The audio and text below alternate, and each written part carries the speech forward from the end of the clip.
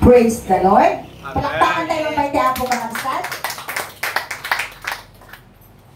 Na iba sa tatay, amuyo kakabsat, thank you sa SOCMED, sa social media, sa Facebook. Dahil sa Facebook, mas marami tayong naaabot. Amen? Amen.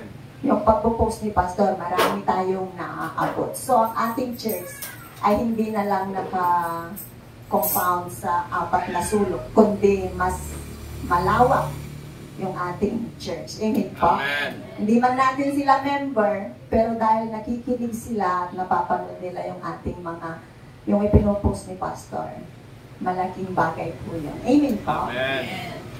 Ang ating pong topic ngayong hapon ay matatagpuan sa John 4,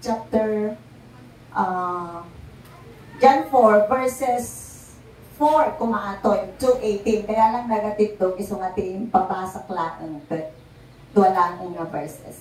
Iso nga pasaak man pa nga kapsat, ito'y King James, New King James. Kuna na dito'y, He left Judea and departed again to Galilee. Ito ang ating Panginoong Jesus. But he needed to go through Samaria. So he came to a city of Samaria, which is called Sychar, near the plot of ground that Jacob gave to his son Joseph. Now Jacob well was there. Jesus, therefore, being wearied from his journey, sat thus by the well. It was about the 6 hours. A woman of Samaria came to draw water.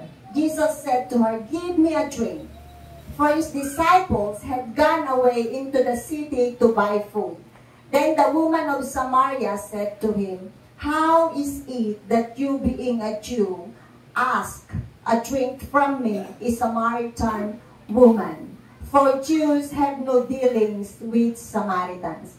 Jesus answered and said to her, "If you knew the gift of God, and who it is who says to you, 'Give me a drink,' you would have asked him, and he would have given you living water."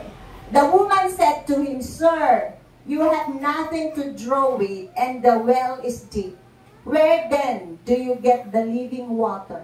Are you greater than our father Jacob, who gave us the well, and drank from it himself, as well as his sons and his livestock?" Jesus answered and said to her, "Whoever drinks of this water will thirst again.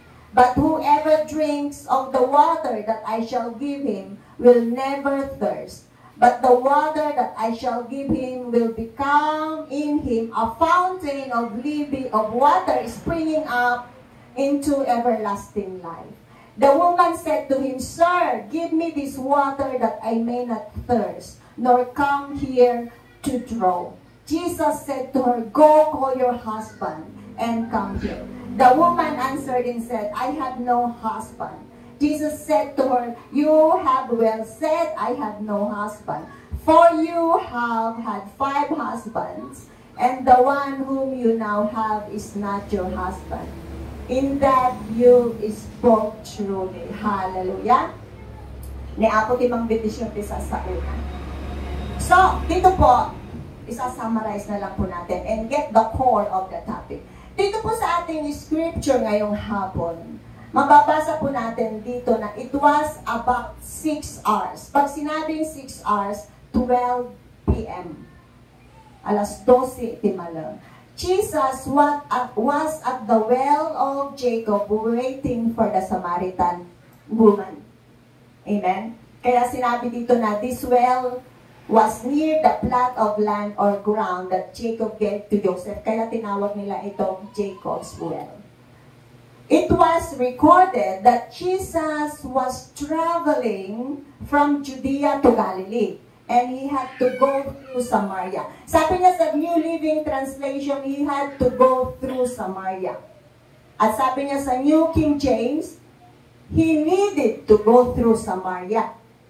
At sa King James, put it this way, he needs to go through Samaria.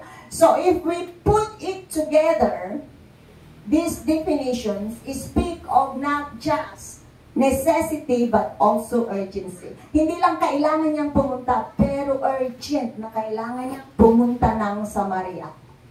So when Jesus told His disciples na kailangan niyang pumunta ng Samaria, siguro they must have been surprised. Nagulat sila. Why? Because along those times, they never taken the truth. Kaya hindi sila pumupunta sa rotang iyon. Hindi yun ang rota nila papuntang Galilee. So, nagtataka siguro sila, why they have to go through Samaria? Kasi dito, makikita na, dito sa kwento, makikita na ang mga Samarian at Jews have no dealings. Wala silang contact. Because, sinasabi dito sa Bible na ang mga Jews ay hindi nakikipag-contact sa mga Samaritan because ang akala nila ay ang mga Samaritan, they are less or inferior sila tungkol sa kanilang spirituality. So it means that they have no dealings with each other. So why Jesus, being a Jew, needed to go through Samaria? Ang hindi po alam ng kanyang mga disciples, Jesus had deliberately scheduled a divine appointment with the woman at the well. Pag sinabing divine appointment, hindi po gawa ng tao, kundi gawa mismo ng ating Panginoon. Amen?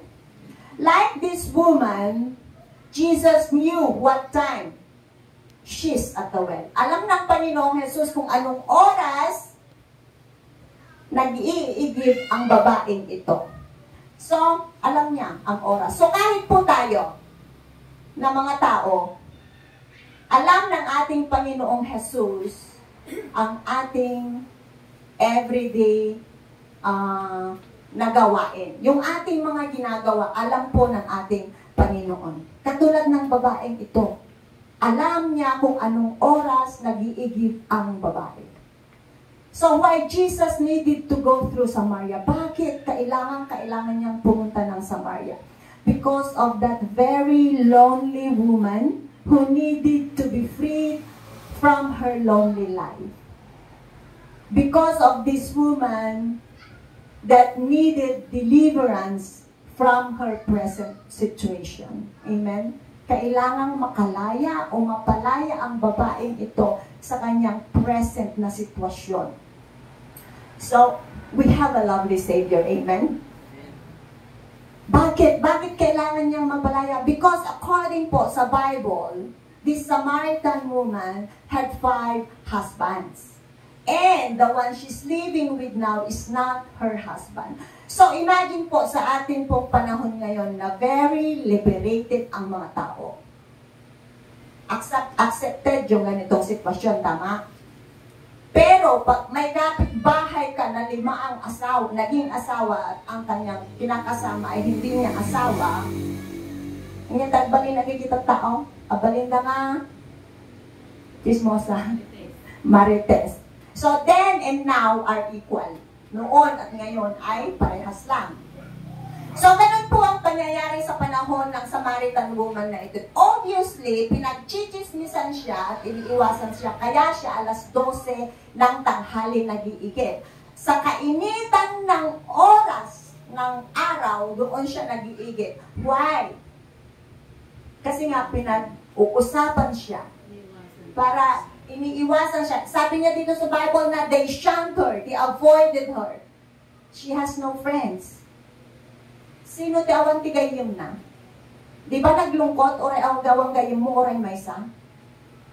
Kuna na dati nabasa nga libro nga numatay ka ket dati mabilang mo nga upat nga best friend mo nga talaga nga gayem mo. You are one of the luckiest person. So dito po makikita dito na hindi siya nag-iigib ng alas 9, alas 8 ng umaga, kundi alas 12 sa kainitan ng araw. Because they shunned her. Kumbaga, nagdakumakitong na ngayon, iwasan na. So, but to put it in a record, it wasn't the Samaritan woman who sought out Jesus. Para lang po makita natin na hindi ang Samaritan woman ang nakahanap sa Panginoong Jesus, kundi ang Panginoong Jesus ang pumunta doon para mahanap ang babaeng ito. Amen? Amen. Katulad po natin, bakit tayo nandito sa church ngayon? Huwag nating sabihin na dahil nahanap ko ang Panginoon noong 2011, dahil nahanap ko ang Panginoon noong 2016, nahanap ko ang Panginoon noong 2024. Hindi po tayo ang nakahanap sa Panginoon. Habang tayo nandun sa kumunoy ng kasalanan, pinuntahan tayo ng Panginoong Jesus at inahon niya tayo at ipinunta niya tayo ngayon dito, kaya tayo ay narito. Amen pa? Amen. So, we have a lovely Savior. Amen? Kaya napakaswerte po natin dahil nandito tayo. Amen po? Amen. Sabi niya sa verse 7, sinabi ng Panginoong Jesus sa babae, "Give me a drink." Bigyan mo ako ng maiinom. Sabi sa verse 9, "How is it that you, being a Jew," sinabi ito ng Samaritan woman, "paano ikaw, isang Hudyo, hihingi ka sa akin ng inumin, isang Samaritan woman?" Kasi alam ng babaeng ito na wala silang connection. Hindi sila pwedeng mag-usap. At sinabi niya doon sa verse 10, "If you knew the gift of God," kung alam mo ang regalo ng Panginoon, at kung sino itong nagsasabi sa iyo na bigyan mo ako ng inumin, you would have asked Him, and He would give you a living water. Who is the gift of God? Jesus. Jesus is the gift of God. Amen? Amen. Sabi niya sa verse 11, "Sir, you have nothing to draw with, and the well is deep." Sir, awang nga rin titimbang? Awat-awit mo nga pulos ka sa ano ka ngayon, makaalat ti ganun, iji unag ti bubon. Sabi niya, "Where do you get the living water?" At sabi niya sa verse 13, "Whoever drinks this water will thirst again." At sa verse 14, "Whoever drinks the water that I shall give him will never thirst. But the water that I shall give him will become in him a fountain of water springing up into everlasting life." That's why when you have Jesus in your life, that love, that compassion in your heart never stops. Amen. Amen? It just comes, flows and flows. Oray makaungot ka, it flows, it flows, it flows, it flows. That is the living water. It flows. Continuous. Kaya nga living water. Continuous. Haan nga stagnant. Kundi living water. Living water ko natin kagigi river. At daagbiag nga isda. Pero no iti danong ket stagnant, awan ti agbiag nga lamos. Amen? There's no oxygen in those stagnant water. Amen? At sabi niya dito, she said, "Sir, give me this water that I may not come here to draw." She's thinking literally. Ti pampanunutin na danong nga kaslaten inumin tayo. Jesus said, "Go call your husband." And the woman answered, "I had no husband." And Jesus said, "You have well said. You have no husband." Jesus praised her. At paypaysuta imbagam ngawan ti asawa. "For you have 5 husbands, and the one you're living with now is not your husband. In that you spoke truly." Bakit po kailangan niyang sabihin? Jesus brings out all the secret of her life. Why Jesus brings out? Apin nga, inruwar amin ni Apo Jesus, di sikreto itibiyag na. Because this woman thought, na mo, aji katungtungan no sino isuna. Why? So that when she knows that this person that she's talking with is the Lord, na kahit alam niya na siya ay ganoon ang kanyang sitwasyon, the Lord still loves her. Amen? Nakukuha po natin mga kapatid. Why? Why Jesus brings out all the secret of her life? Para po makita, malaman ng babaeng ito na kahit sa ganong sitwasyon, mahal siya ng Panginoon. Alam niyo po, sa magkasintahan, not that the boyfriend or girlfriend mo, and you always show her your best. Kami pagpakita di ugliest ti panag iti sitwasyon ti panagbiag mo. You have fear, mabutbutan ka. Why? Kasi nga, ang alam mong minamahal niya ay yung nakikita niyang maganda. Paano pag nakita niya yung pangit sa iyong sitwasyon? So, it's always in our advantage to show who you are in everybody. Huwag pong magtago ng kung sino ka. Just, uray mo asino ka. Just show who you are. Kasi pag minahal ka niyan, kahit sino ka pa, then you are truly loved.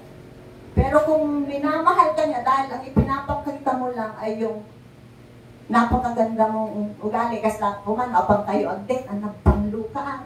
Tapos gan ka da B.O.B.O. Hanam mo nga da B.O.B.O. Namamanang to nga da B.O.B.O. Mangaan ko kaya. So nga, it's always nga kasapulan nga kailangan ipakita natin kung sino tayo. Amen pa?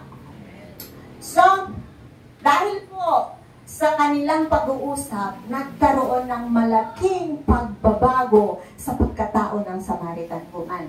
Ano pong nangyari? Ano pong ginawa niya?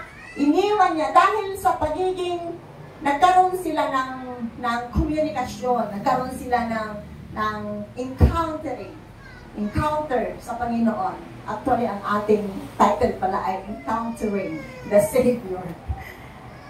Dahil po sa pagka-encounter niya sa Panginoon, ano po ang ginawa niya? Iniwan niya yung kanyang mga water pots, yung kumbaga yung kanyang mga timba, at siya ay pumunta sa bayan. At sinabi niya sa mga tao, hali kayo, tingnan niyo ang isang lalaki na nagsabi sa akin ng lahat ng mga bagay na aking ginawa. Mangyari kayang ito ang Kristo. Naging evangelist siya instantly. Kasi this woman, madi na kaya magihalhalubilo, na kati magitungtungtong, isumog nga pa nagsasado nga may sana. Siguro ang pero murong magdibalaydan. Pero this time, iniwan niya yung kanyang mga water pots at pumunta siya dun sa bayan kung saan ayaw niyang pumupunta at sinabi niya sa mga tao, actually sinabi dito na sa mga lalaki doon. Sinabi niya sa mga lalaki doon, hali kayo, tingnan ninyo ang isang lalaki na nagsabi sa akin ng lahat ng aking ginawa. Hallelujah. What was the changes? Ano po yung naging changes sa babaeng ito? She was freed from being lonely. Hindi na siya naging malonely. Kasi kaya na niyang humarap sa mga tao. Amen? She was freed from being fearful, shameful to see all the people of that city. Kaya na niyang humarap, nagkaroon na siya ng courage. That's why when we encounter Jesus, magkakaroon po tayo ng courage. Amen? Amen. Isa po ito sa aking struggle noon. Hindi ko po inisip na makakatayo ako sa isang pulpito.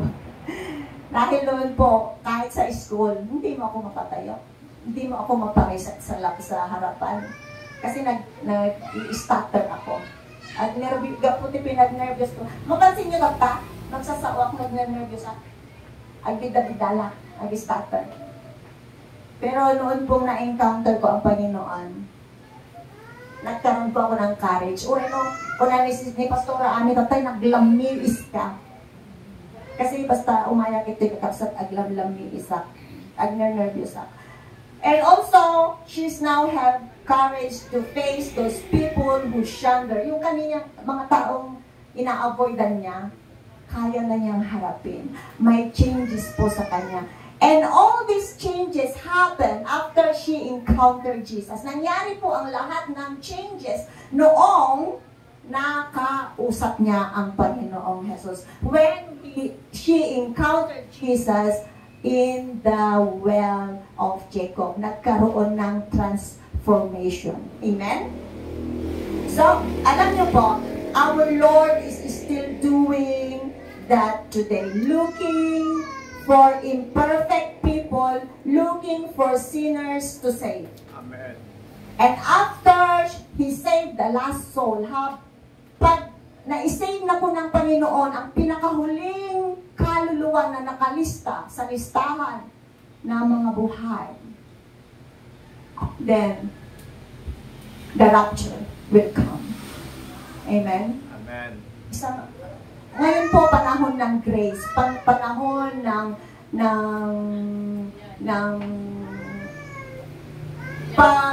ano sa Panginoon. Nandito po tayo sa panahon ng unmerited, undeserved favor of God. Huwag natin itong baliwalain. Dahil pag dumating yung punto na nailista na sa listahan ng mga buhay, ang isa sa pinakahuling o pinakahuling pangalan, then the rapture will happen. Amen? Sana po makasama tayo. Amen. Para hindi natin maranasan ang 7 years tribulation. Dahil pag ang mga maiiwan dito, sila yung makakaranas ng hirap na matinding hirap. Ang mga anak ng Diyos nandun na sa langit nun. Kasama na ang Panginoong Jesus. Amen? So, sana makasama po tayo when that happen. Amen po? Amen. Alam niyo po, ating Panginoon, He knows us before we were formed in our mother's womb. Sabi po sa Bible na before we were formed in our mother's womb, bago po tayo nabuo sa tiyan ng ating mga magulang, God knows the blueprint of our life. Amen? Alam po niya ang ating magiging buhay dito sa mundo. Amen? So, He can give us a new beginning. He can give us a fresh start, like this Samaritan woman. Amen po? Amen. No matter how many mistakes we've made, no matter how dark, kung gaano kasama yung circumstances ng ating buhay, our Lord is telling us, don't give up because the Lord is not giving us up. Amen po? Sinasabi po yan ng ating Panginoon, don't give up, anak. Alright, no? Kasi tayo hindi natin alam yung buhay, bawat buhay. Ito lang yung nakikita natin. Pero yung mga buhay natin na mga personal nating buhay, walang nakakaalam. But when we are struggling, dahil ang Diyos lang ang nakakaalam, sinasabi ng Panginoon, don't give up. Dahil ang Panginoon, hindi kanya i-give up. Amen? Amen. Katulad kasi ng Samaritan woman dito. Alam niyo po, why? Bakit may 5 siyang husbands? Because she's looking for love. Bakit ang isang tao naghahanap ng partner? Sinong naghahanap ng partner dito? Pastor. Sorry, Pastor. Looking for love. Tama? Bakit naghahanap siya ng pagmamahal? Bakit 5? Kasi naghahanap siya ng makakasatisfy sa longings ng kanyang puso. But no man or no woman can satisfy our human heart. Only the perfect man, our Lord Jesus Christ. Amen. He is the only one who can fill the many holes of longings in our heart. Kasi ang isang tao, makikita natin yan sa ating society. Napakayaman, maraming pera, maraming sasakyan, sa kanya na lahat yung hindi na yata mabilang ang pera. But why? They are still longing for more. No satisfaction. Because they have no Jesus in their life. Because only Jesus can fill up the holes of longings in our heart. Amen. Amen po. That's why in every relationship, you need a third party. Third party nga hindi si Alma Moreno. Hindi si Alma si Vilma. Si Jesus. The third party of every relationship is Jesus. Amen? Amen. Because He is the only one who can satisfy the emptiness of our heart. Amen po? Amen. Kasi ganito to. Kumbaga, ito yung babae. Ha? Ito yung lalaki. And on top is Jesus. Ang pag na Jesus sa kanila, They have one way up. One way up. And then they meet up there. And this Jesus will hold the relationship, become stronger, the foundation become solid. Amen? Halimbawa, wala silang Jesus sa buhay. This is the girl, and this is the boy. The girl goes there. The boy, anong mangyayari? The relationship will never last. Amen? Kaya sa mga young people, kapag may always meet up in the Lord. Amen po? Amen. So, bakit tubig ang ginamit dito ng ating Panginoong Jesus? Because only water can quench our thirst. Amen? Sige man, no, makain-inom ka, padasong man, timang antis kay flex. Di makain-inom ka, Hani nga magaling. You need water to quench our thirst. Amen? Amen? And this Samaritan woman was so thirsty of love. Kaya siya nagkaroon ng bali-anim na asawa. So, doon po sa verse 10, sinabi niya dito, anong sabi niya? If you knew the gift of God and who it is who says to you, give me a drink, you would have asked him and he would give you living water. Sa ating pong mundo ngayon, makikita natin sa ating mundo, marami po ang nangangailangan ng Jesus sa buhay. Marami pong nangangailangan ng living water. This living water is none other than our Lord Jesus Christ. Kailangan magkaroon tayo ng Jesus sa buhay. They need Jesus. They need the living water to quench their thirst of power, to quench the thirst of money, to quench the thirst of fame. Kikita natin ito ngayon sa ating mundo. People kill, people slander for the sake of power, for the sake of fame, for the sake of money. Totoo po. Nakikita po natin ito. Papatay ang isang tao.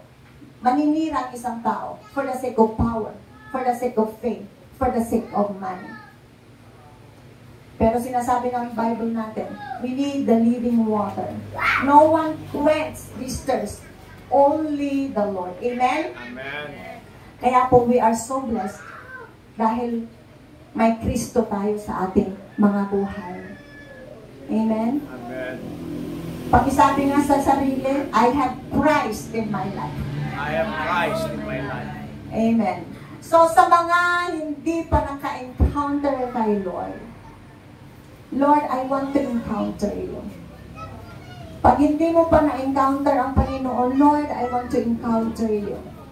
Pag na-encounter mo na ang Panginoon, Lord, thank you that you came and saved me. That you came and lifted me up from that pit of darkness. Amen po? Amen. Sana po i-desire natin na ma-encounter natin ang ating Panginoong Jesus. The perfect man, because the moment na ma-encounter natin ang ating Panginoong Jesus, our faith and life will never be the same again. Amen po. Katulad ng babaeng ito, nung na-encounter niya ang Panginoong Jesus, ang buhay niya ay nag-iba. Amen? Marami pong benefits kapag tayo ay naka-encounter ng ating Panginoon. Amen? We have a loving Savior. We have a loving God. Amen?